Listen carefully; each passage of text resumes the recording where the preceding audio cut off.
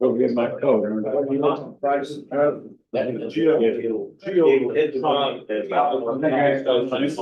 So all these mesh shots out here, we built that half plus there, but half the over. Oh, yeah. Well, it's unlike just take that.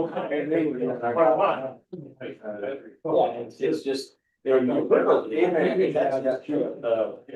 got a way to get the. It was overflowing. All right, good morning. Our electronic voices ran out of batteries, so we're gonna yell today. So anyway, I'm Mike, KE5.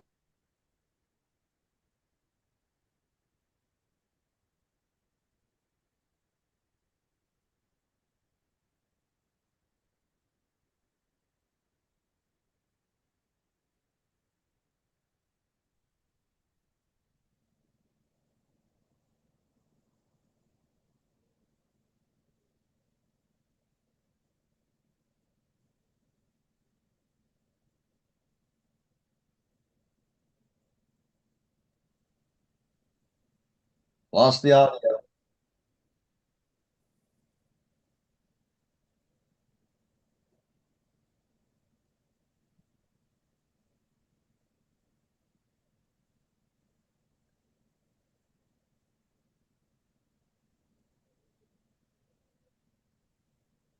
We had it. You had audio.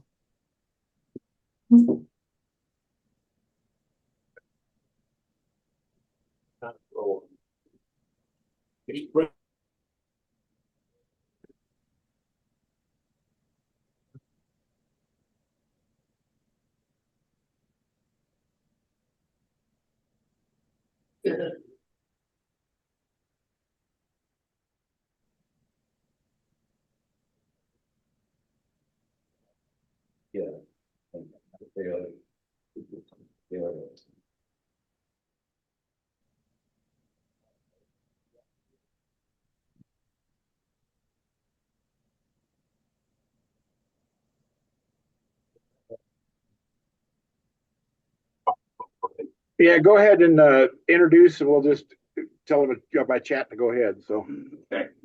All right. A few months ago, we were thinking about programs for the club. That's just a Geochron, which I'm ashamed to say I really didn't know anything about at the time. I looked it up and listened to Patrick in an interview with the Ham Radio Workbench podcast. If you listened to them some months ago, he wasn't a ham yet, but he is now. And you should have a business card of his. If you don't, we'll get you one. We've got some extras. So if you came in a little bit later, we do have some. We'll get you one. But Patrick Bolan KJ7ZSU, the owner of Geochron, which has a very interesting story, as I heard of it before, and hopefully they'll share that with us again. So Patrick, take it away. Hey everybody, I'm Patrick with Geochron. I'm the owner. I'm the head wrangler, and I just woke up. So welcome and good morning. I'm over here on the West Coast, outside Portland, Oregon, over in Vancouver, Washington, which is just on the other side of the river. And it looks like that I'm sharing my screen, and so I got a lot of slides. I got some videos. People say this is a good presentation. I do this quite often, and thank you so much for joining me this morning. We're going to talk about my favorite topic today, which is Geochron, sort of like my life's work here for the last 10 years. So let's dive in. So basically, here's where I'm at. This is my shack, and I'm sitting right here. This is a reverse image that's just downstairs in my house, and everybody at Geochron is remote. So as I sit here, my favorite thing to do is to not want to be here, but to get on my motorcycle and go visit Geochron owners. So here I am in Connecticut on my bike, and I am sitting outside ARRL, hanging out at their fantastic shack. I think that's the best shack I've ever seen, and it really should be. It's ARRL. And so in doing this, I have visited 64 customers outside of state on my motorcycle over the last 4 years. And of course, when I went to Massachusetts, I went to the Geochron that was at MIT. They have a digital one that you see behind you, and then also a mechanical one that I'll talk about here in just a second. For those of you who are super into solar weather, you may recognize Dr. Tamitha Skov, who is a frequent speaker and also a big social media person. She is as smart as she sounds, and this is me in her office, in her home office down in Southern California in Los Angeles, visiting last year, and she's one of our beta testers at Geochron. But most of the people I visit are like David here outside Augusta, Georgia. He's a retired hospital administrator and a ham. And I pulled up on my motorcycle we had a beer and I spent the night in his guest bedroom and he's got three parrots. And then we at 7:30 in the morning we got on the line and talked to his Elmers and had an awesome time. What a great community to sort of build the digital product with, because every time I open up my inbox, it's people telling me what I need to do with the digital product. I don't have to pay anybody. The community is really vocal about this is great. Can you do this? Can you do this? How about that? So we'll talk about what I got done. But most of the people that I talk to are well, some of them are mechanical geochron owners. So the mechanical clock was made in 1964. Here I am with Dr. Heine in Kentucky, Louisville, Kentucky, just a few miles away from the Kentucky Downs. And back in 1964, geochron, and then through the 70s and through the 80s, the only way to know where the gray line was in real time was to have this magnificent mechanical clock that was on the wall. This was the geochron, and this is the company that I sort of got about 10 years ago when it was sort of failing. But I'll explain that here in just a minute. So the Geochron mechanical clock looks a lot like the digital clock. You might have seen one around there. It was used as a diplomatic gift. It was used as a lot. We sold hundreds to the Pentagon. Some 30,000 Geochrons are out there. So here on this one, you can see the gray line. The sun is setting in Beijing. The sun is rising right about where you are over the Midwest. And so the clock is about the size of a 38-inch TV, but it's all mechanical. It's 40 pounds. It hangs on the wall. It's expensive. And if you pull it back, there's a lot of sheet metal. We used to use AC synchrotron motors to run the gears. And so you can see that the bows are straight up and down in this picture. So that means that we are approaching the equinox, right? And then as they come to winter solstice and then summer solstice, this is the position of the gray line on the Earth. And so we pull back the diffusion panel, that's that white panel there, and then there's a big map that wraps around and around. It's 6 feet long, goes in an endless loop, and then the bows go like this. They go back and forth over 365 days. So there are two motors that run the clock, one to run the map, one to run the bows. And that clock is beautiful. So I've got one upstairs. And when people talk to me about it, they're usually like, "Oh yeah, I saw it in The Hunt for Red October," or some movie that they saw it in. Because wherever there was a CIA boardroom, there was a Geochron there probably. And in fact, there's the late James Earl Jones on the set for The Hunt for Red October with the Geochron behind him. And so, interesting story. I was going through Alabama, and a Geochron owner reached out to me because he follows the newsletters. He's like, "You should visit me. I got a great story for you." So I'm like, "Great." So I pull up on my motorcycle. This is Captain Nick back in his heyday before he retired from the Navy. He has a beautiful property on this marsh that's connected to the ocean. And but he was the captain of the frigate that the Hunt for Red October was filmed on. So there is his naval photo at retirement, and then there he is as a distinguished young older gentleman, and then there's the Geochron behind him, and he's standing in his front room, which is filled with naval paraphernalia. But this is pretty typical of Geochron owners. They're all really well traveled, and they're smart, and half of them are ham radio guys, and Captain Nick is also a ham radio dude. So this is why I go out and visit people. I just fantastic. Fantastic. So the oldest guy in this picture is Dr. James Kilberg. He's the one that invented the Geochron in 1964. And then the youngest guy in the picture is his son who ran the shop for about 30 years. It's not me, but eventually about 10 years ago, the shop came to me, and I'm still in contact with his son who's retired in California.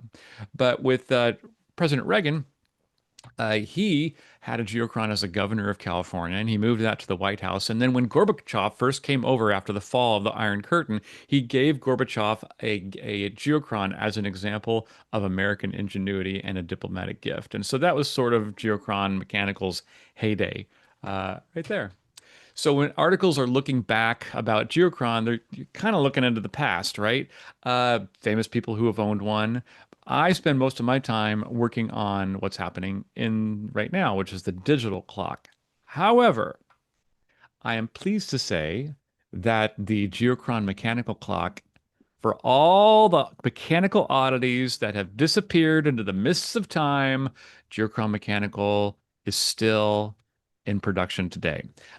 So I ran that machine shop and built the clock for about 7 years myself. And then 2 years ago, I moved it to new operators over in Colorado because they are, frankly, better at it than I am. But they're doing such a great job with that clock. So I'm proud that I was not the one to put down the Geochron mechanical clock, but it still exists today, even though I spend most of my time on the digital clock. So, and a couple of years ago, we did this limited edition. This is a attorney's office in Texas, and he was looking good. Now, when I came to Oklahoma to visit a Geochron, I went to a big clock company. Oh, lost the name here. It was the same one that's the big. Well, I forgot it. Anyways, I didn't know it was such a huge aviation hub. Oklahoma is fantastic. Man, it was a lot of fun. A lot of straight roads, so not so fun on a motorcycle. But I visited BRG Products. That was it, down in Oklahoma, where they make really big world clocks, and they have a clock that is a hybrid between a Geochron and that, and you see them in movies as well. So super cool people. He was really nice to me, and had built an organization much larger than me. We and I went out we got steak. We had a great time. Anyway. All right, so that's what they both look like. There's a Geochron Mechanical on one side in that attorney's office, and then there's a Geochron Mechanical on the other side. So before I get into a little bit about more of the evolution of the Geochron digital clock, let me just pause. And if you have any questions, I don't know where the microphone is at, but I'm going to pause every once in a while and just ask me a question, because I'm the owner and I already know what I'm going to say, but I don't know what you're going to ask. And sometimes I'm just surprised. So does anybody have any questions about what I just talked about? Anyone? Yeah. Not yet. Okay, not yet. All right, I'll pause a couple times, and then we'll get your voice close to the microphone, and I'm happy to answer all the questions. That's the funnest part of the presentation for me. Here we go. Let's go back. So what happened was I bought the company, and it was just a Geochron mechanical clock, and then I bought it for basically the price of the inventory to build the clock, because I thought the clock was really cool, and then I ran the company for about a year, and then we just ran out of money. So you ever had that moment where you opened up your bills and you didn't have enough money in your checking account to pay it? And that is exactly what happened to us. So people have been telling me, oh, you should build a digital version of this, or isn't that digital? And I'm like, no, it's mechanical. It's fantastic. So we cleared a wall. I'm like, I guess we need a digital product. So we cleared a wall in the machine shop, and I hired Tegan, who's right there behind me, and he still works for me today. And we began to put together a digital version of the clock.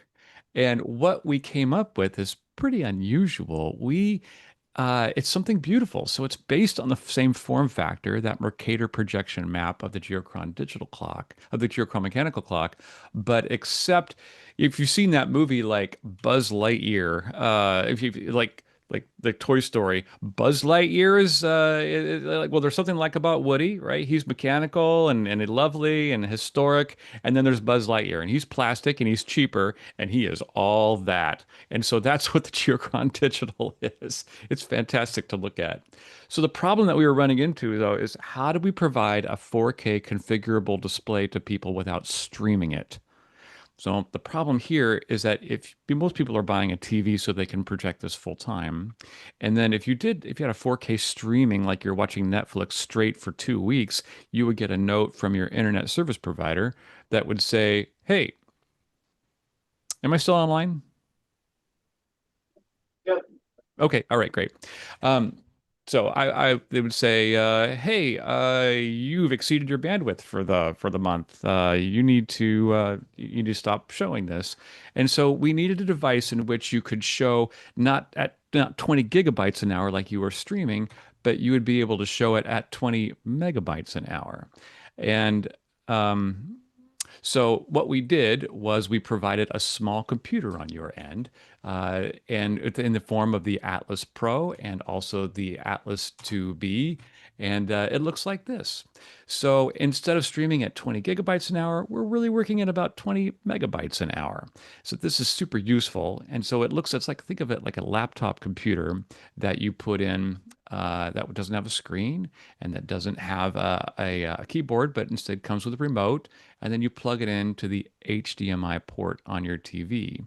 And so the maps and the celestial calculations are all inside the computer, and then it will take that live information from our servers that it gets over Wi-Fi, and then put it together and render it up into the HDMI port on your TV, and bada bing, you've got a configurable 4K display. And this has been really useful. Like if you've ever been on a cruise ship, you know that Wi-Fi is expensive because they have to get it from a satellite. So this is an ideal. This is the second largest cruise ship in the world, the Princess of the Seas by Cardinal Lines, and they've clearly got a Geochron on the back of the bridge. And so super fun to watch that. And I get pictures like this all the time. So in fact, uh, there's Scott Kelly. He's an astronaut, as you probably know, and there is a Geochron in the back of his home office right there on the Today Show. And there's a guy that I would love to visit. That would be pretty awesome. So let's see what we did. So I'm going to jump over here to my actual Geochron. This is a screen capture from behind me. Is everyone seeing a map in front of them? Raise your hand if you see a map. Yes. Awesome. Sweet. All right. So this is the world in real time right now. So right now I'm seeing a live Earth view of the International Space Station in the lower left-hand corner.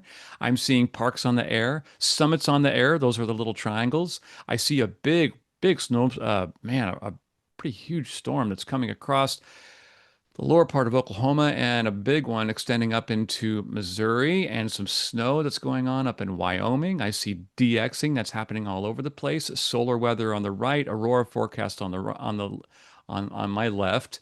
And then if I jump out here to the larger map, and I'll spend a little bit of time explaining all this, we'll get here to the ham radio map, and now I'm looking at the big picture. Let me take out the International Space Station, that is the picture coming into the Atlantic.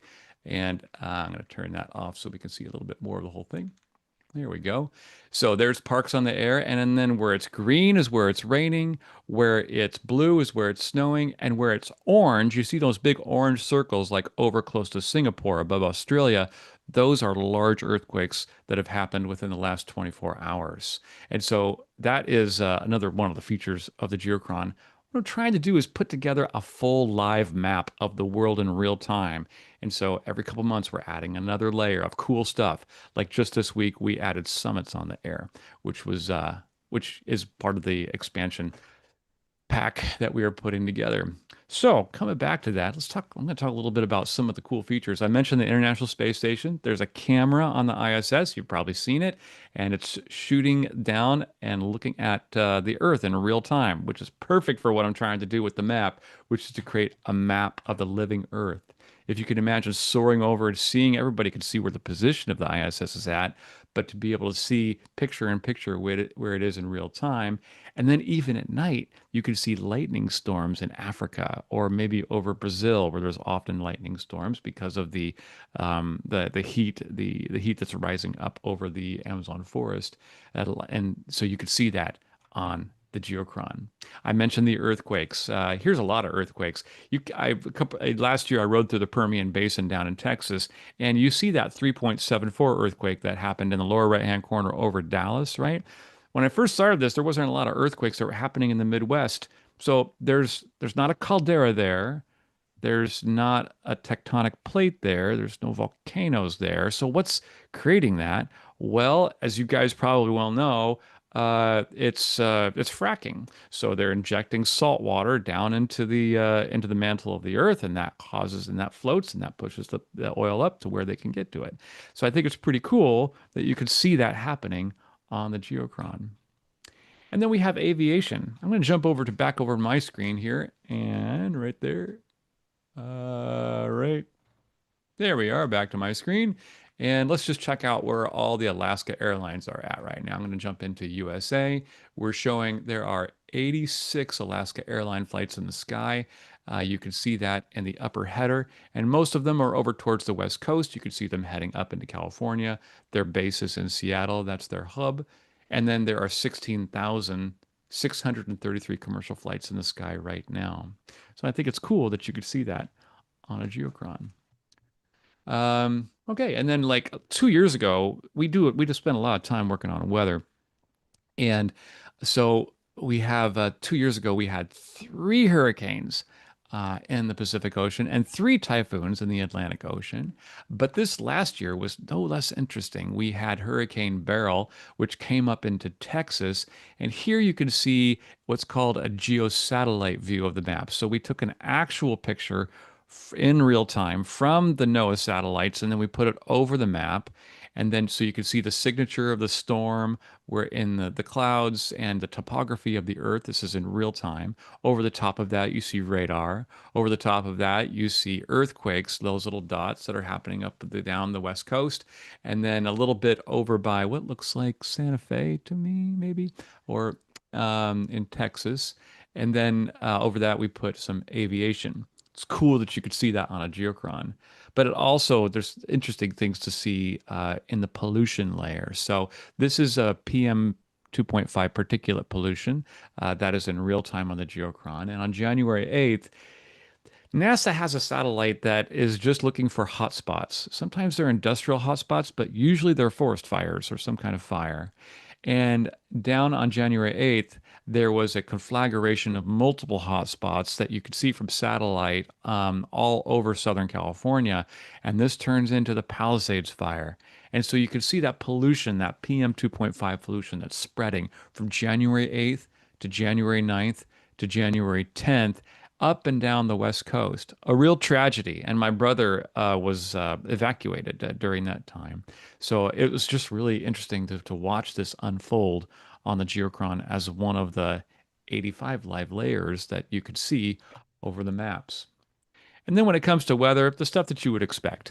So we're looking at, like the radar time lapse, the radar like the radar image that's coming into the actual radar in real time, lightning strikes. If I jump back over to the real Geochron, and I'm going to come down here, and I'm looking for lightning strikes right now. Yeah, they're right there at the top corner of Arkansas. I don't know if you could see it, but they're little white dots that are appearing there. There's a good one there down deep in Missouri. Those are real-time lightning strikes. And so everything that you could see on like that phone app that you have going like, oh, what's the weather going to be today? You can see the real-time information in graphical form on the Geochron. That's what we tried to do. And we're using those same databases that say your weather app is using. All right. Well, not this, but now one of my favorites. So Earlier this year, we added a layer that didn't have anything to do with ham, and I'll talk about ham in a minute. And it didn't have anything to do with weather, but it was the live location of aircraft carriers around the world. So that would be not just United States, which has 11 on the seas right now, but also China, which you could see here in red as they dot the coast. Off the South China Sea and up into Korea. I'm also looking at tracking the Northern Fleet, no, sorry, the Atlantic Fleet for the Russia's Atlantic Fleet, and also their Southern Fleet, which is based out of Okhotsk. And so, anyways, it's super fun to watch the geopolitical tensions and kind of where they go. So the Nimitz has been over off of Qatar. If I jump over here to my real map and I'm going to clean up, you can see that Harry Truman is off the coast on sea trials, and the Boxer, which is an amphibious group, is there. The America is back home. The Vincent's back home, and that's in San Diego to the left of my face. If I jump over here to where all the action is at, that would be back into the global maps. I'm going to jump over here to geopolitical, and then I'm going to take away the weather so we can get a little bit better of a look at it. Here we go. And to that end, oh, you know what? I'm going to get covered up by the solar stuff. Just a moment. Not that, but jumping down here to solar terrestrial weather. Going to turn that off. And then I'm going to zoom in, and I'm using this to digitally drag my screen capture so we can see it a little bit better. Hold on. There we go. So coming up there's all those earthquakes that are happening. Now, all the action is usually happening. It's happening at the split of the map down here in the Chinese area, in the Chinese, between the Chinese and Korea. And of course, you know that is going to be a military flashpoint sometime in the future. There's always aircraft carriers that are running around there. And then also we see that the Nimitz is playing buffer between the Middle East and carrier operations there. And then coming up as a buffer to Diego Garcia, where those B-52s are there. The HMS Wales, which is right behind that AMSAT satellite off the western coast of India, which is in the dark now, is coming up around India, and that is returning home. They'll come through the Red Sea after they probably make a stop in Qatar for resupply. They've been on a 6-month-long mission. Anyway, I could talk at length about where the data comes from this, but pretty much I just read the news and then we create a map. Countries are pretty loud about where carriers are at, but believe me, if the United States did not want you to know where the carrier strike group was at or any one of them, I would not know. But every Tuesday we come around and update the map to watch the maximum projection of firepower for America, India. Japan has an amphibious group. Italy has an amphibious group. France has a real carrier. Britain has 2. And I think India has 2 now. And then China has 3, all of which were purchased from Russia for spare parts. And then they cooked them up into something really beautiful, but they're also diesel. And then Russia doesn't have any carriers because they can't get the parts for them, but they do have powerful Pacific and Northern group that they use. So super interesting that you could see that on the Geochron. So there got to be so many layers over time that people got tired of moving up and down, left and right with this little remote because it just takes time, as you see me doing here in the presentation. So we added an app. It's an elaborate browser that you could save on your phone, and it can control the Geochron that's right in front of you. And so it's really fast because the computer doesn't have to think about the menu. It just renders it on the map as soon as you ask for it. So the app has been a big hit. Anyway. All right, so I'm just going to pause for a second. We're going to talk about ham radio here in a minute, but before I do, does anybody have any questions about what I just covered?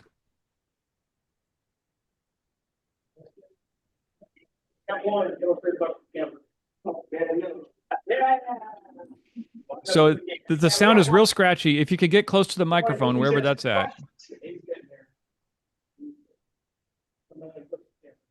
Okay, awkward to the max.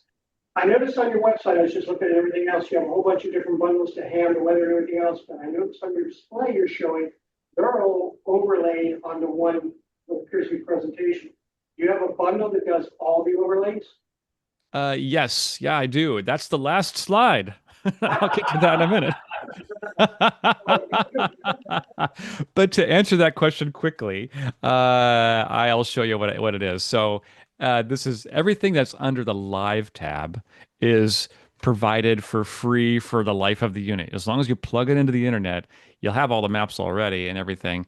But all that data, which would include the ISS and live commercial flights and some basic weather, these are like satellite weather.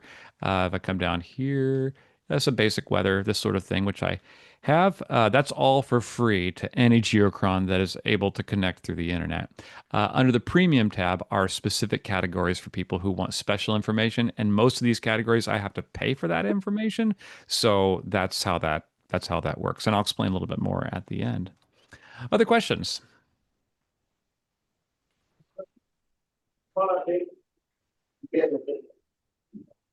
You got so much information when you put the layers on.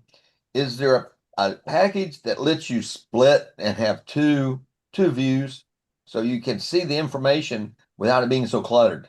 Yeah, not simultaneously. You can't split the screen like I want Geochron A over here and Geochron B over there. But what you can do is save configuration layers. So like a configuration profile.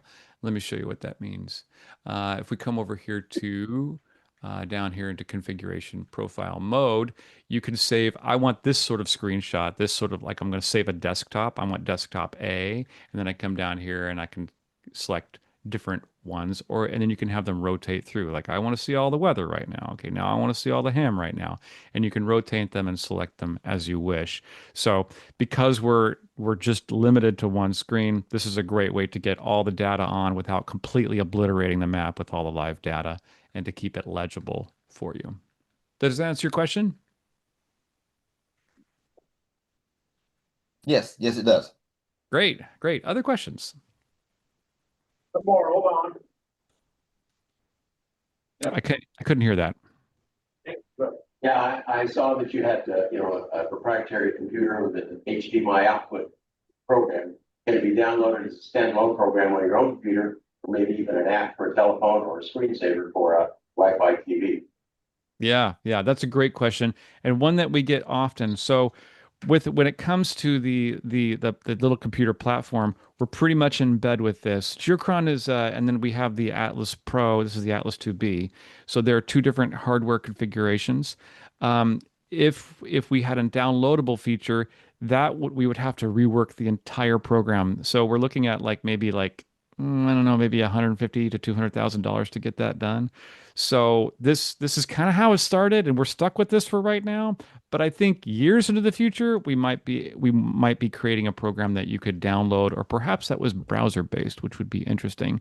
But that's something I'm looking forward to doing.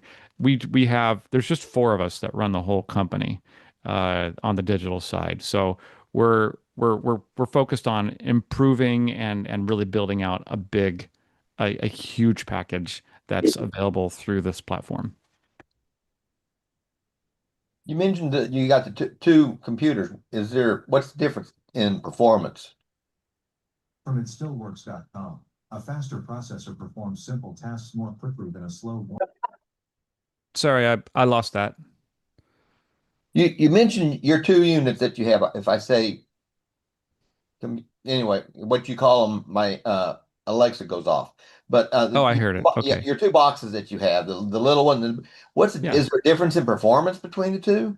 Yeah, there is actually. So this is a fairly new thing for us because we just announced that this weekend that the Pro is ready to go. I've been working on it for months.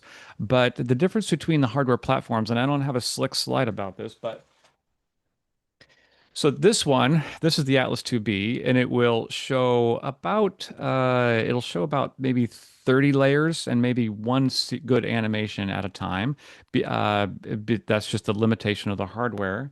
And then because for Geochron owners, they're just like, I want to see everything all the time. I want to see it all, and I want it to be really smooth. And so we were trying to keep the price down by having a smaller computer that was doing it, but then we started adding a ton of layers. And so now to accommodate this will show all the layers, but just won't show them simultaneously. But if you're the guy who wants everything, then there's the Atlas Pro. And this is just a much hyped up mini computer that we've rootkitted with the Geochron, and it is about it's got 4 times the RAM and about 300% faster. And so as I work through the presentation and I'm working on my Geochron, it's running off an Atlas Pro. So this is brand new. It's not even in stock yet, but we're going to start probably in about a week or two. It'll be available to the general public. So we're excited about that because people have been asking for it. Okay, thank you. You bet. Other questions? None here. All right, all right. Let me keep going. Let's talk a little bit about ham radio. Here we go. So we run a contest every year. I get great pictures from people all over the country. This is in Canada actually, and I met this guy at Hamvention. He was super cool, but what a great looking shack. So this is a really great display that you put in your shack with a 4K TV, of course. And we put together a ham radio workstation bundle. So here's how this works. We start with a ham radio map, and then we added FT8, Whisper, and DX, and then also geocentric projection in case you like to be in the middle all the time. And then we're adding, very much like PSK Reporter, we're adding live QSOs that are happening. So what's happening is that you're keying in your log, and then that jump feeds into a big giant database that a lot of people use and a lot of software packages use. I'm using it as well. And so if I looked at the real Geochron here behind me, you could see all that's going on right now. This is the Earth in real time and showing traffic. And then down at the bottom, you see that those color bands. So if I jump over here back to my presentation slides, you can see that those color bands are showing the bands that are being used in real time, and you can filter to see what you want. So for example, like in this configuration panel, I'm looking for call signs that have to do with VK, and then I'm looking for all the call signs. So VK is specific to Australia. So I'm like, I want to know what's going on in Australia today. And so I jump over here, and there's a scene. There's a configuration that's very central to Australia, and you can see who's reaching out from there and where and on what band. But typically, it's just entirely open. If I jump back here to my real Geochron, you can see it's just totally open. I'm showing multiple bands at the same time. And I think I'm jumping down here into Ham Radio Workstation, and then I'm showing FT8 right now. Yeah, that's right. Just because I love it, I'm going to turn back on that weather preset again. Here we go. Let's get that going. Oh, yeah. So fast. So anyways, this is also showing an ITU overlay. That's those white grids that are there, which is cool to look at. I'm seeing the International Space Station, solar weather. I'm seeing DXing, snow, rain, earthquakes, carrier locations. Lots going on right here. And this is all part of it. And then there are satellites. So we have AMSAT satellites, and then also every trackable satellite is also on the Geochron if you can find it, because there are like 30,000 of them. But in the ham radio workstation, the AMSAT satellites are really easy to find. And then of course we've got you can put every picture I get has got call signs all over the place, right? They're like people are making custom stuff for their call sign in their shack. I've got one here, and of course you could put it on the Geochron. And that's K3LR. That's Tim Duffy from DX Engineering, and I think he's got 3 of these. Now there is a shack I would like to visit one of these days. I'd love to see Tim's shack. And if you're a QRZ subscriber, you can put that up on there, the Geochron 2, to show people where you've been.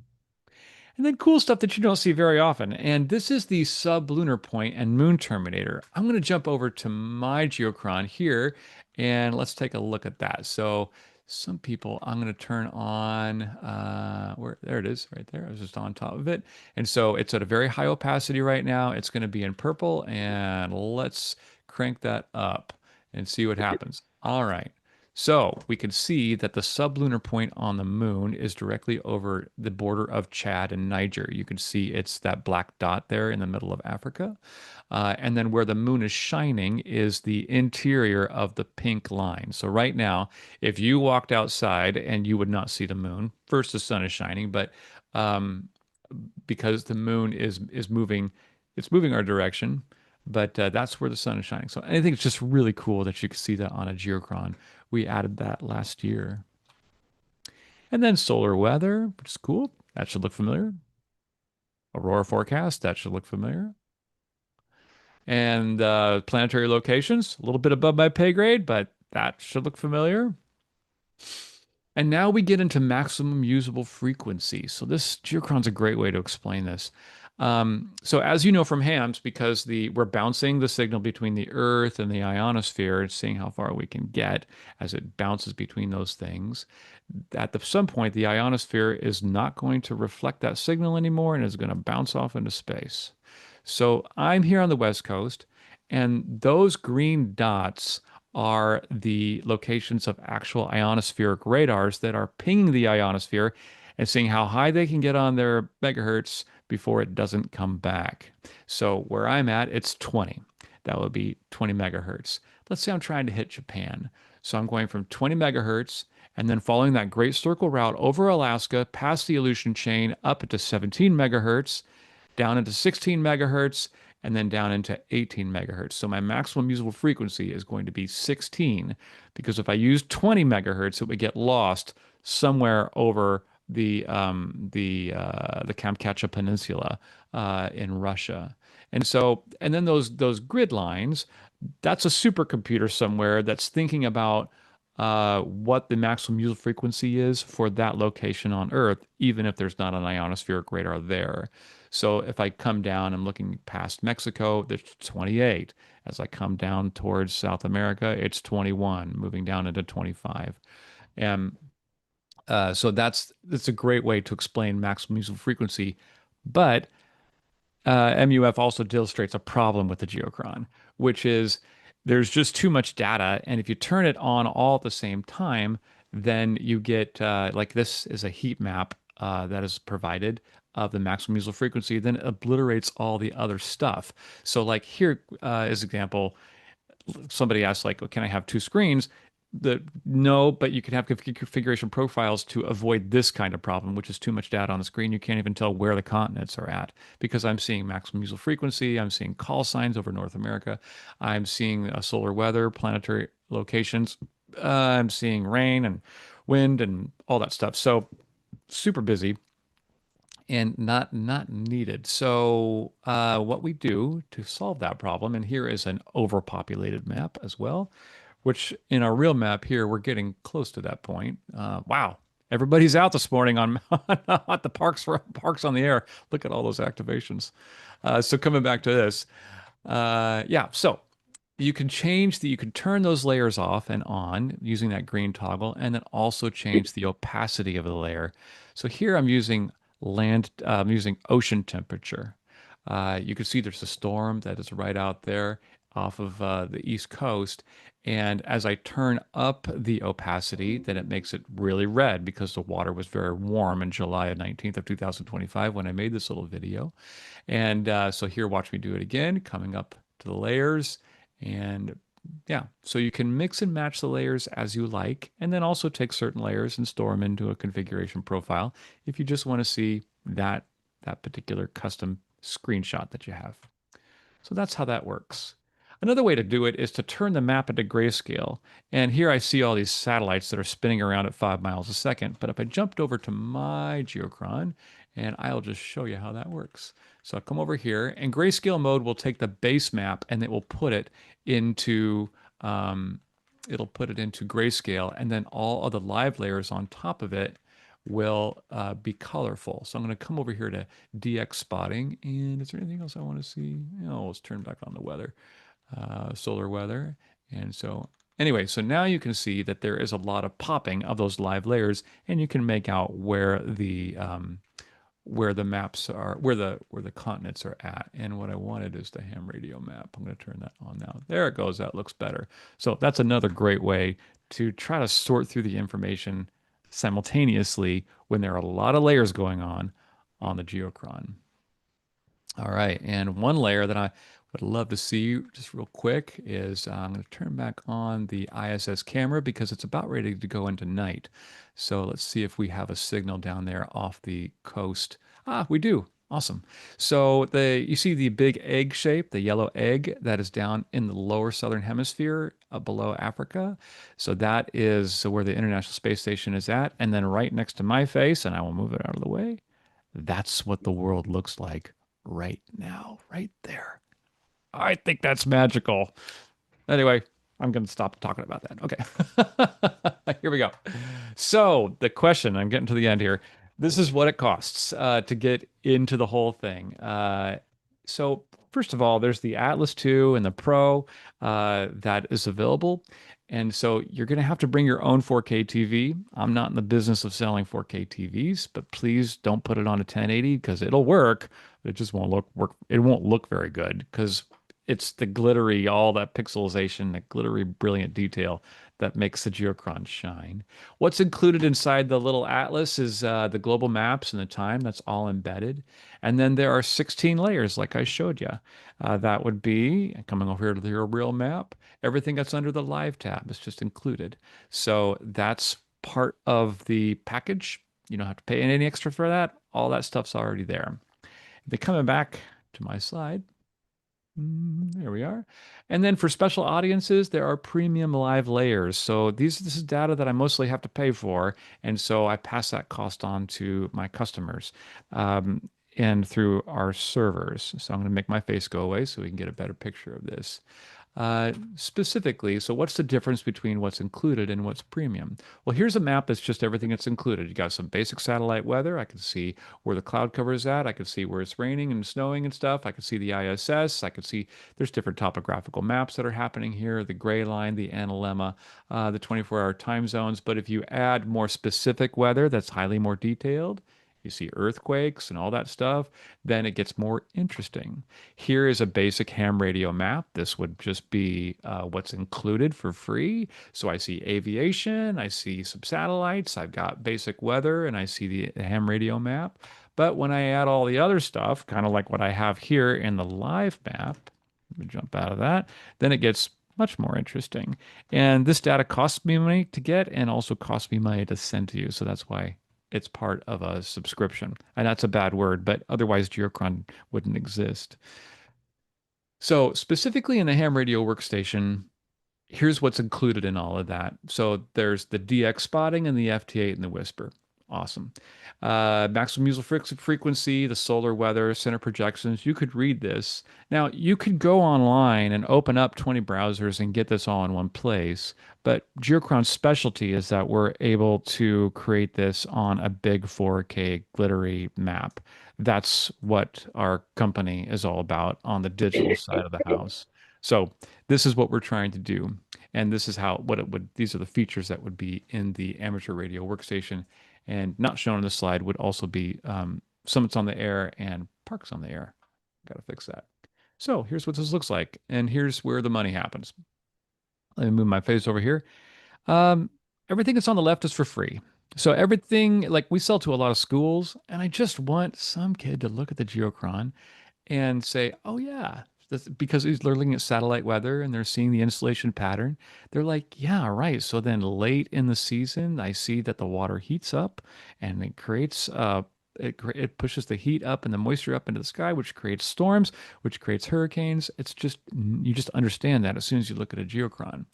And the Earth at Night lights, all that stuff is for free. Everything that's on the right is specific audiences. And so for like the basic weather presets that you're seeing, it's $5 a month. And the ham radio bundle, it's $6 a month. And we had a question about like, did you have one that was like a bundle for everything? Yes. Yes, we do. So you can get discounted on everything for $11 a month. That's all the layers all the time. That's the yellow thing down at the bottom, the Global Pass. So that is pretty popular because most people are getting this. You know, they're into the hardware and then they're going to get a 4K TV because they want to see it all the time in their shack. And they're just like, well, then I want all the layers. And so that's why we provide all the layers at a discount to our customers. It's called the Global Pass. And this is a real video. This is the Dallas Love International Airport, and this is the pilots. This is the pilots conference room. So they put this up on the screen. This won the contest for 2024. I just love that image. And so people have done. Half our customers are ham radio, honestly, but the rest of them are usually well-traveled. It's pilots or weather people or just people who grew up with a Geochron mechanical and now they see that there's a digital and they want a digital one. All right, so this is the second to the last slide. Because you listened to me chatter on about Geochron, let me get my face out of the way. Whoop, not that one. Here's the deal. This is better than what you would get if you went to a convention. All right. So, uh, because you listened to my presentation, if you send an email to coupon@geochron.com, then I'll send you back an automated code that you can use at geochron.com to get $75 off an Atlas 2B, a free annual ham radio workstation for a whole year, and of course shipping, and we're shipping out of Portland, Oregon. And to do that, you have to send an email and get an automated response from coupon@geochron.com. And that's a better deal than you'd find at any show. So that's because I like doing this on Saturday morning. This is pretty fun. All right. Does anybody have any other questions for me? I love answering questions. Please let me answer questions. You said 75 off the Atlas 2B. That's correct. What is its base cost? Oh, geez, I think that was on the slide, one of those slides. Okay, sorry about that. So the Atlas 2B unit right here is regularly $499, and then you would get $75 off of that, plus a ham radio workstation, and also the free, the free shipping. Sure. So that's the base cost of this, and then all the free layers. I think there are 17 or 18 free layers that are included as long as you can get this plugged into the internet, whether it's by Ethernet or by Wi-Fi. Other questions? What kind of price will you have with your project? Can you get closer to the microphone? It's pretty garbled for me. What kind of price for your pro unit? Oh, okay, sure. So the Pro unit will retail. It's just a hopped up computer, and that hardware is more expensive. So the Pro unit, which I have here, will retail at $899. But once it goes on sale to the general public in about 2 weeks, if you sign up for the newsletter, you can get 10% off of that, or off of the Atlas 2B. I think we will extend. If you send me an email in about 2 weeks or pay attention to newsletters, then I'm sure that I can do like a special for the ham radio presentation, right? That slide that I just showed you, and I'll include the Atlas 2B. This is a little bit ahead of time because we're not quite yet in stock, but we're just about there. Other questions?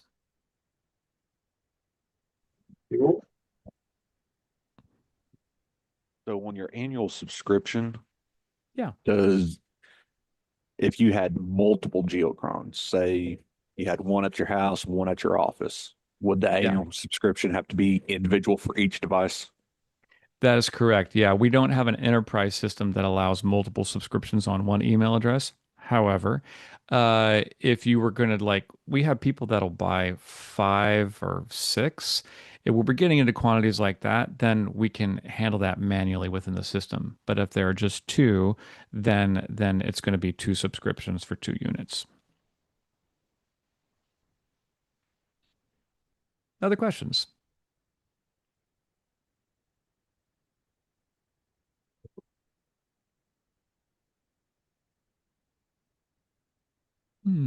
What's about that? All right, thank you very, very much. Yay! All right. All right. Well, if there aren't any more questions, thank you so much for having me, and have a great Saturday, huh? If you have any more questions, I'm always at, hold on, I'm always at patrick@geochron.com. And then you can also, I've done like 100 YouTube videos about the product. So you're welcome to check those out anytime. And then find me at patrick@geochron.com. Anytime. I just sit here all day long. Patrick@geochron.com. I just sit here all day long.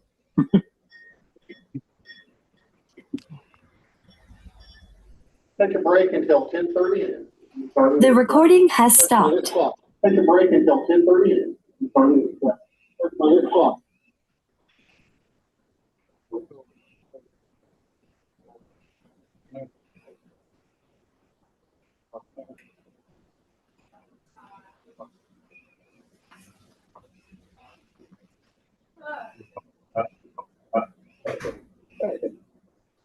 Pretty short. Pretty short.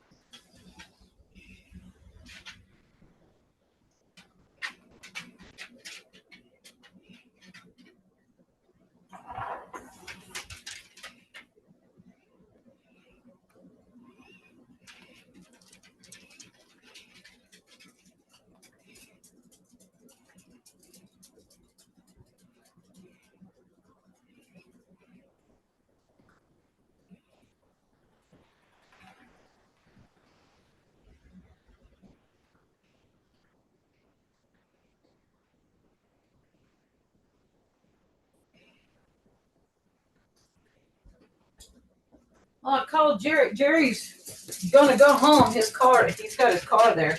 Yeah. But he wants me to come get the shower chair and some and help him kind of go back home. I told him, I said, it's right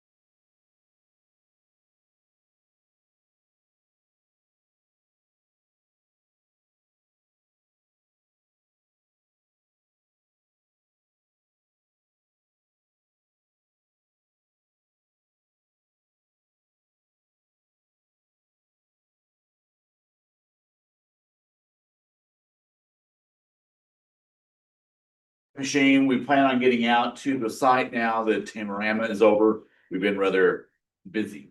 It's been working better, by the way. It has. I would expect as it cool may even not show its issues. As far as the VE report, it's been an interesting month with the FCC closed. We have on October 2nd, Ethan, Truman, and Nicholas are both all the new technicians waiting on call signs. They'll join the queue as things open back up again. For your batteries. Right. So, nothing here. Unmute. No, we're not muted. Mark, turn the volume up. It's just a low battery. Talk into it. Well, I have it. Then we had the great fun at Tamarama. We had Mr. Warren, an upgraded general. Atticus and Brian are both Oklahoma City guys who are here Tuesday night. Yeah. They are technicians waiting call signs. Hunter Brokaw was the same. Terry Coley was an upgraded general who we were thrilled to have him there, and we actually started a fantastic day off by giving him the wrong test. Luckily, he recognized it before we did. So, other than that, our next session's on November 6th. We still offer the same low price as we test free. FCC, hey, who knows? One day they'll be open again. Maybe. Yes. All right, we're gonna skip Mark Klein for a moment because he has a lot of information for us. Let's go over to our nets. Let's see, on Monday nights at 8 p.m. we have a 6-meter net. Jim, K9OSU, and myself have been jumping on there, so we are on the air on 6 meters at 8 p.m. on Mondays. Yeah, we have it. I'll blow you away. Okay. All right, and then we have the 10-meter net, that's on Wednesdays, right? Yes. Yeah. Okay, and we still need a net control operator. I cannot get on that one, so we don't have anybody on that. And Denny, I want to have you talk about the MAC net and the gossip net, please.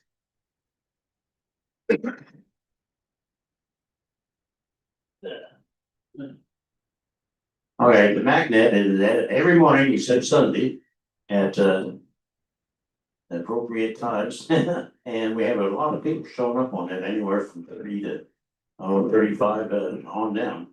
So we have a good time just talking and checking out what's going on. And then the gossip net is on Tuesday night, Tuesday night, right after the Aries net at 8 or 8:30 or so. So the other net is over. And that one you can get on there and just talk about anything you like. And we have a good time on that one. And that runs about 25 people or so on that one. So anyhow, we have a good time. Come join us. About the McDonald's on the magnet there. You do. That's how the magnet got started. It was McDonald's, correct? You know. Last while ago, a lot of hams were showing up at the McDonald's in Norman. And like 10 or 15 people would be over there in the mornings. And when the COVID came in and they closed down the dining room for McDonald's, they decided to have a net on the air. And that's where the Mac net started and been there ever since. Having a good time. All right, thank you, Denny. On Monday evening, at 8:15 p.m., we have the Oklahoma Aries DMR net. We've been having people from all over the country, gosh, New York City, Chicago, New Jersey, if I remember right, California. People have been checking in all over the place, and that's on 8:15 on Monday nights. On 8 p.m. on Tuesday nights, we have the Aries net. And then on Thursdays, we have the KD5 UGO. That's on Thursday nights at 8 p.m. And that's a 2-round net. You check in, and then the second round, you can talk about anything that you want to. And you want to talk about the siren net? Mike, before you do that, let Rob mention. I'll get them. Okay. The siren net update for today is that Moore, Norman, and Newcastle have canceled their test pending clearing weather, which we do not think will happen again soon. The city of Noble is planning to test as of right now. They have not canceled as of yet. So for Noble, they have not canceled. I'll go back on the air close to noon just to see how they're doing, but we know we have our one guy, if Billy's out there listening, they're still testing. Michael will not be on Tuesday. And this is not Margaret's weekend, even though it's raining. Margaret, by the way, at about 4:30 in the morning our time, landed in Israel. She went with her son. They're doing a pilgrimage with the church that she goes to. So she will be gone. Yeah. All right, Rob, you want to do the breakdown? down? And if you live in Oklahoma City or Midwest City, they're not testing today either. All right, so every Wednesday evening, 8 o'clock, we have the McLean County Aries net. Right now, we're using David's repeater at 442.400. And that is in digital only. So that's a AC repeater. So in System Fusion, also connected to a YSF reflector, 57618 Tri-City room. So if you get on hotspot, you can't reach it by RF, you can use your hotspot. Even if you have DMR, you can cross mode into it. So we typically run 7 to 11. I think 11, David, is our high. Help us bump over that 11 sometimes. We hit 11 several times, so we can't quite. But anyway, we'll get there. But also Wednesday mornings at 8 o'clock, we have sort of an informal meeting of the Jimmy's Egg in Tri-City. So anybody that can join us, feel free. All right, Rob, thank you very much. I think I've got all the nets covered. By the way, our next meeting is going to be November 8th, so that's coming up pretty quick. Elections. Yep, and the club elections will be coming up as well. All right, I'm gonna turn the microphone over to Mr. Mark Klein. If you brought a lunch, put out.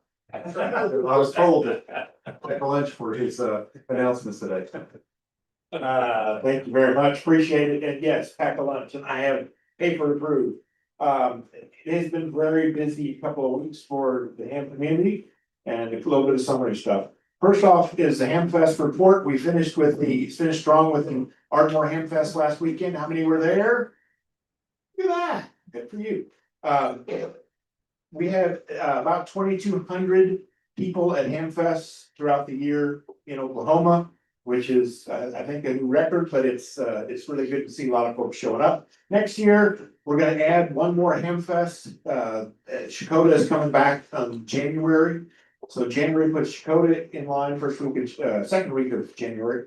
2 in March, which is gonna be Elk City and Altus down in that area of the world. Claremore will be in April. Oklahoma City will be in July. And big change here, Enid is moving back to November. So those of you that remember the Midnight Quilt ladies at the county folks, they're gonna be back and they should have food back there as well. But the Midnight Quilt folks and us will share that building we've been in for the last couple of years. But it will be in the first week of November, which puts Ardmore at the end of October for next year. So good lot of Hamfest going up. Holler at you folks, bring all your friends. We may have some interesting, exciting news coming shortly. Oklahoma City Memorial Marathon is going to be at the end of April next year. As always, sign up for those wanting to help will begin in the month of November. Our goal is to keep the same spots as last year. So if you held a spot last year, your division director guy, Rob, is running out of the room now, so he doesn't get people hounding him. But Rob is one of those. Your division director will contact you to make sure that you want the same spot. We are always looking for more people. We have about the same number of stations that we do last time. They will be splitting Saturday and Sunday, weather permitting. Last year we ran everybody on Sunday, which was chaos, but it was fun. The guys Saturday, anybody here show up Saturday for the Saturday event? No, they got drowned rats. They were just rained out of existence. So hopefully we'll have the smaller marathons on Saturday to take care of that. Last year was a huge number of folks, 28,000 folks plus on the road at the same time. If you do the math at 150 pounds a piece, That's 3.5 million pounds of beef running down the road. I tried to get the Oklahoma Geological folks to see if they could see it on their little seismographs, but they wouldn't respond, so apparently not. Today is the Oklahoma Parks on the Air, or POTA meetup. It's out of the North Sentinel Park location at Thunderbird. They will be there from 10 to 4. They have some stuff available. If you're 62 and over, you get a free parking pass. You got to work with the folks at the park office to get that happen. Otherwise, it's about a $5 parking pass to get that place. Years ago, we got a $25,000 grant for the National Weather Center. Last 2 weeks, Kim Elmore and I have worked to get that gear up and running. We have a Skyhawk 3x10, which is 3 bands, 10 total elements, 3 different driven elements up on a 24-foot boom, which is 199.999 feet in the air, because they don't have lights. And that's all I'm saying. I don't know the math, but I know we don't have lights, so it's got to be less than 200. That facility also has a couple of DB224 vertical VHF antennas. It's got a DB420 or a DB204 UHF antenna on it, and a really neat, something I've never played with, log periodic from 50 megahertz up to 1.3 gigahertz. That is also 100. That's actually 0.9999999 feet, because it's just a little bit above the other one. So my statement was Monday, wherever Mike went, I'm gonna blow you away from 200 feet with a 6-meter signal. We'll see what happens. We've got an ICOM 7700 at that system, 2 ICOM 7300s. We will be offering, the Weather Center folks will be offering an open house shortly for all hams to come if you wish to be involved in. If you have a tie to the university, you can get in. If you wish to be involved, let me know. We'll work on making that happen for you. In addition to that piece, one of our club members is the IEEE student president for the campus. They have about 20 to 30 student members that meet very regularly. They've invited amateur radio as a demonstration.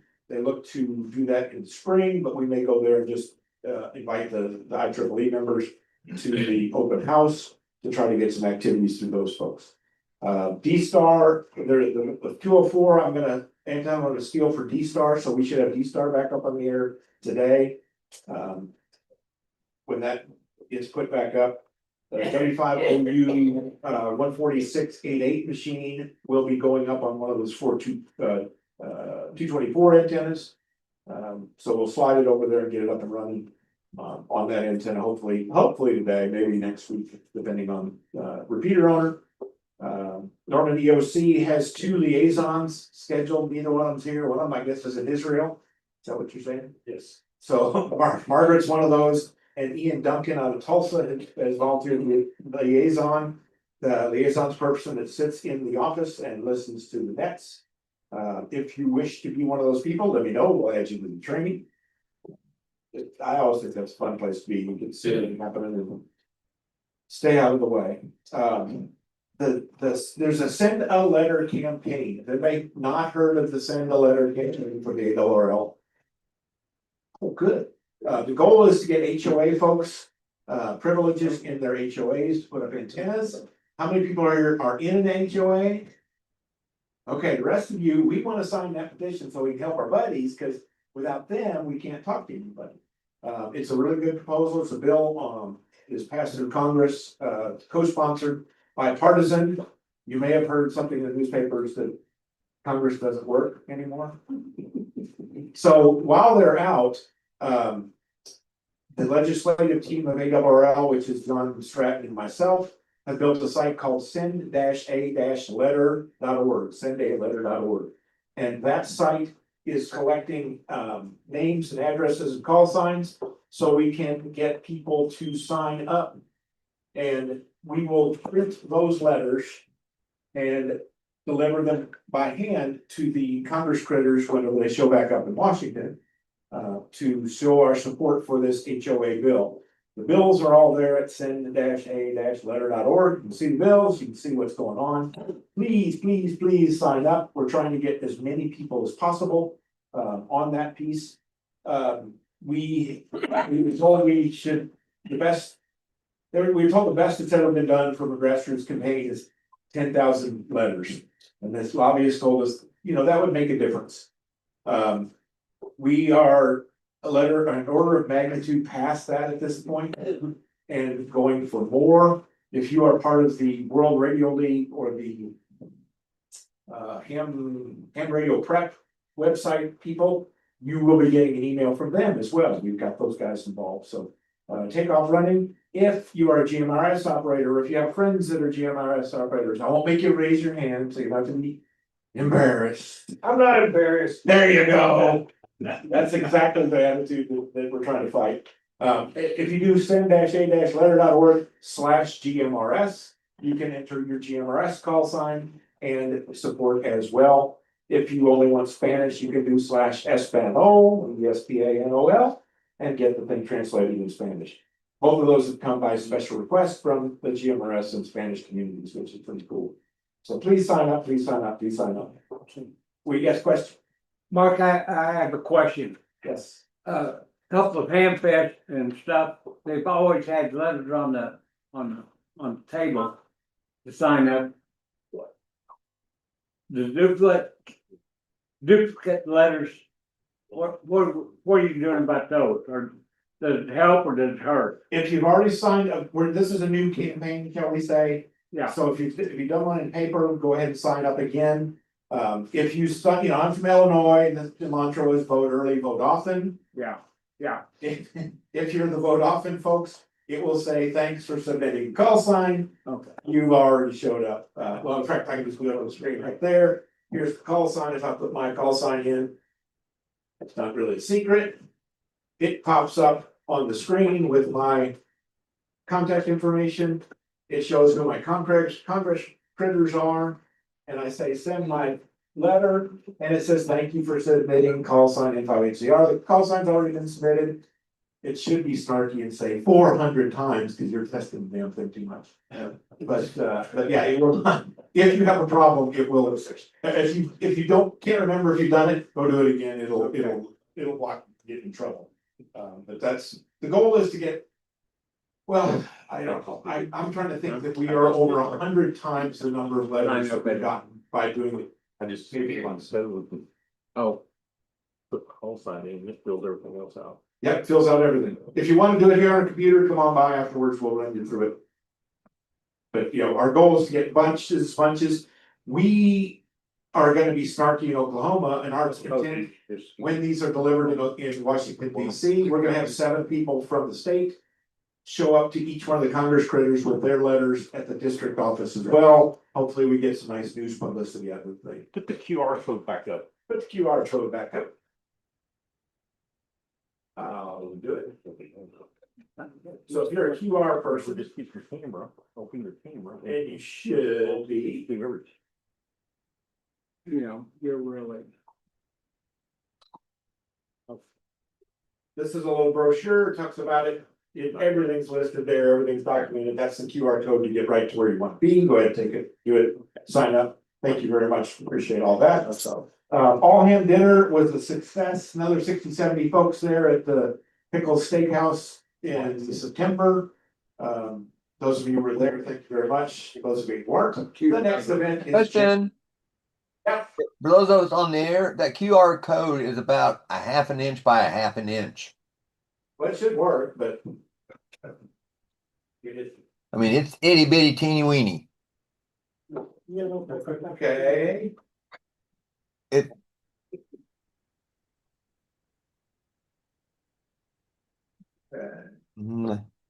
That good. You get, See, it pops up with the. I hate to use the word size, doesn't matter, but there it is a little bit. I think there is the next chance is January 15th. Not sure exactly where it's gonna be, but that's a good place to go if you want to be there. The HF 6 and 10 meter nets, half of it's already been solved. Mike's Mike, who else is doing that? Jim, K9 Jim. OSU. K9 OSU, who spells OU wrong every time. I don't understand.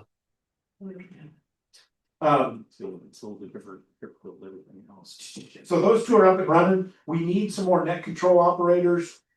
We will obviously train for that. If you have 6 to 10 meter capabilities, you really want to hear from me. Since Mike's doing the 6 part, I'll take the 10 part. So if you got, if you want to do 10, holler at me. If you want to do 6, holler at him. I intend to blow your ears off running data. I'm gonna drag an amplifier up there. Okay. Route 66 on the air was a huge success. Galen probably got all of them 14 times. I saw you didn't get CW, Galen. I'm kind of impressed. You got FT8 and SSB clean sweeps, right? Yes. Yes. That was a big success. Every year they do contacts from every place across the Route 66 area. We in Oklahoma have more Route 66 miles than anybody in the world. So we, by gosh, should represent. And we do. We this year put an airplane up. Bill Herzl flew a Oklahoma Civil Air Patrol 182. Was the glass panel one. 182 flew to Chicago and then flew the whole thing back to California.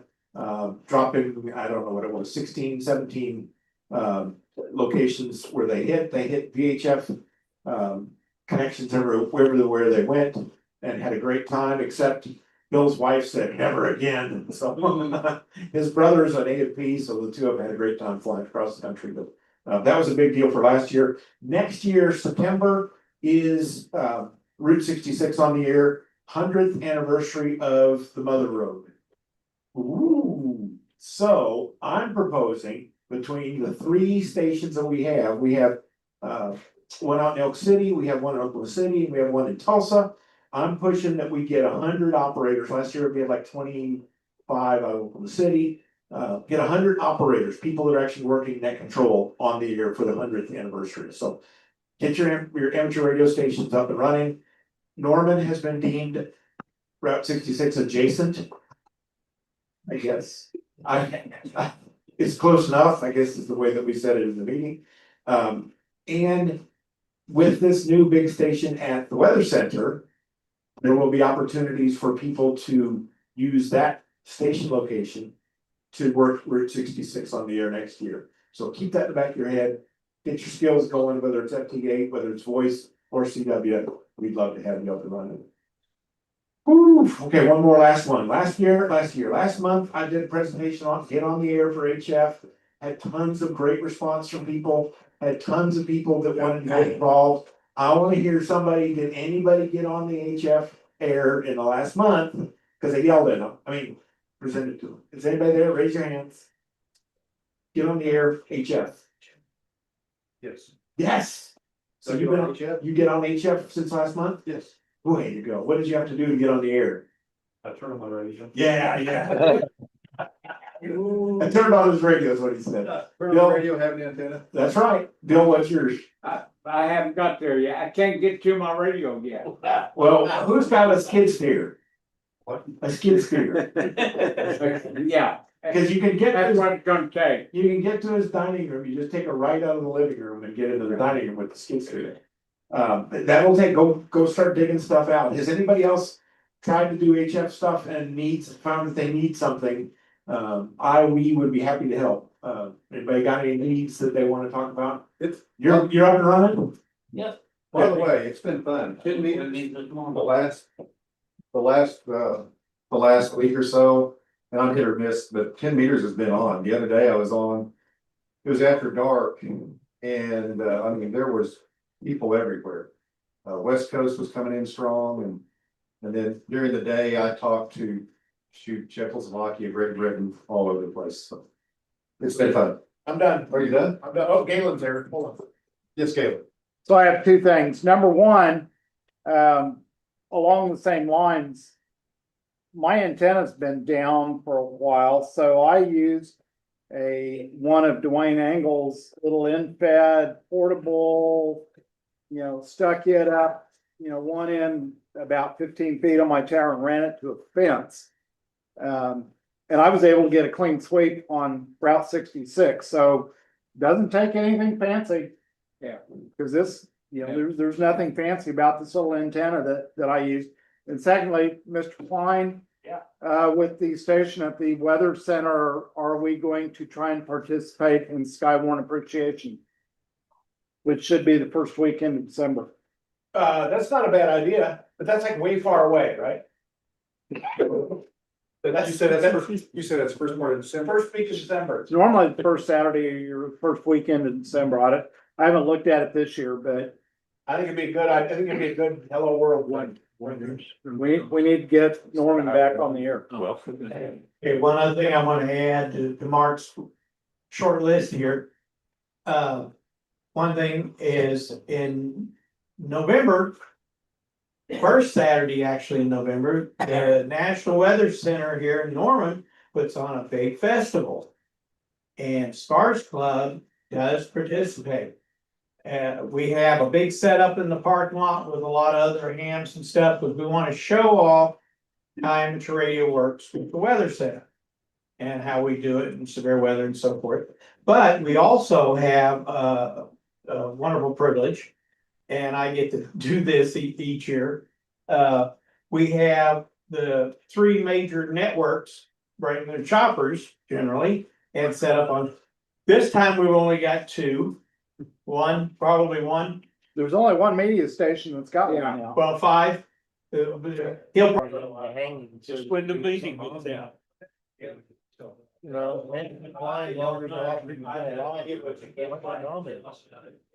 Things happen. I've been wet before. You got to Wiley Hose. You're landing, down, come landing, put in buildings, the wind comes, right?